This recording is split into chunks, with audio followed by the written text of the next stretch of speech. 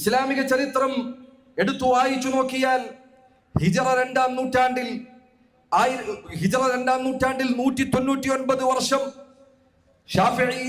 ഇമാം ശാഫിഈ റഹിമഹുല്ലാഹ് അദ്ദേഹം ബഗ്ദാദിൽ നിന്നും മിസ്റിലേക്ക് യാത്ര പോകുന്ന വർഷം ഇമാം ശാഫിഈ അദ്ദേഹം പറയുന്നു തറക്തു ബഗ്ദാദ وقد احدث الزنادقه فيها شيئا يسمونه السماع.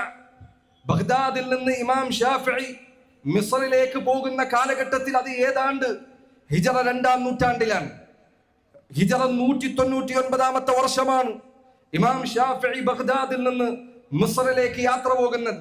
അദ്ദേഹം പറയുന്നു, ഞാൻ മിസ്റിലേക്ക് വരുന്ന കാലഘട്ടത്തിൽ ബഗ്ദാദിൽ ഒരു കൂട്ടം ആളുകൾ, സനാദിഖത്തിന്റെ ആളുകൾ, ആദ്യ കാലഘട്ടത്തിലെ സൂഫികളെ ഇമാമിങ്ങൾ വിശേഷിപ്പിച്ചത് സന്ദഖത്തിന്റെ നിരീശ്വരത്വത്തിന്റെ നിഷേധത്തിന്റെ ആളുകൾ എന്നായിരുന്നു.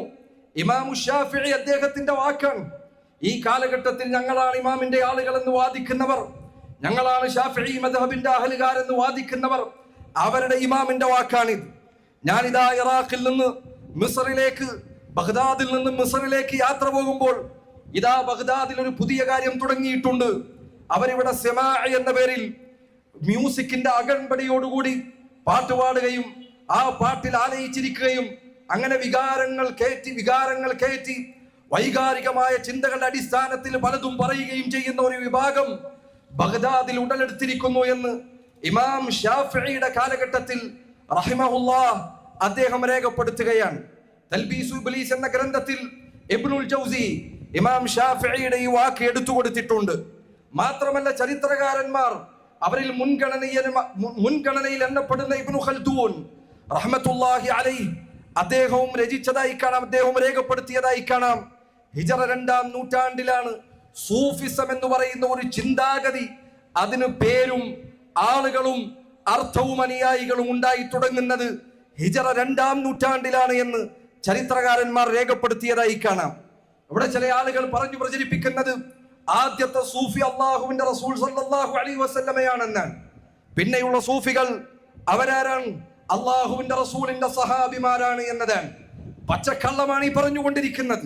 റസൂലുള്ളാഹി സല്ലല്ലാഹു അലൈഹി വസല്ലമയുടെ ഹദീസുകൾ, ആ ഹദീസുകൾ അതിന്റെ ഒരു 10ഓ 20ഓ ഹദീസ് വായിക്കുകയും ഇവർ ഈ പറയുന്ന സൂഫി നേതാക്കന്മാരുടെ ഒരു 10ഓ 20ഓ വാക്കുകൾ വായിക്കുകയും ചെയ്യുന്ന കേവല ബുദ്ധിയുള്ള സാധാരണക്കാർക്ക് വരെ മനസ്സിലാക്കാൻ സാധിക്കും സൂഫികളും അള്ളാഹുവിന്റെ റസൂലും കിഴക്കും പടിഞ്ഞാറും തമ്മിലുള്ള വ്യത്യാസം അവർക്കിടയിൽ ഉണ്ടായിരുന്നു. നബി സല്ലല്ലാഹു അലൈഹി വസല്ലം പഠിപ്പിച്ച മാർഗത്തിൽ, സഹാബത്ത് ജീവിച്ചു കാണിച്ച മാർഗത്തിൽ സൂഫി നേതാക്കന്മാർ പറഞ്ഞു പഠിപ്പിക്കുന്ന, ഇൻഷാ അല്ലാഹ് നിങ്ങൾ ഈ പ്രസംഗത്തിൽ കേൾക്കാനിരിക്കുന്ന സൂഫി നേതാക്കന്മാരുടെ വാക്കുകൾ കാണാൻ നിങ്ങൾക്ക് സാധിക്കുകയില്ല. അള്ളാഹുവിന്റെ റസൂൽ സല്ലല്ലാഹു അലൈഹി വസല്ലമയുടെ കാലഘട്ടത്തിൽ അതില്ല.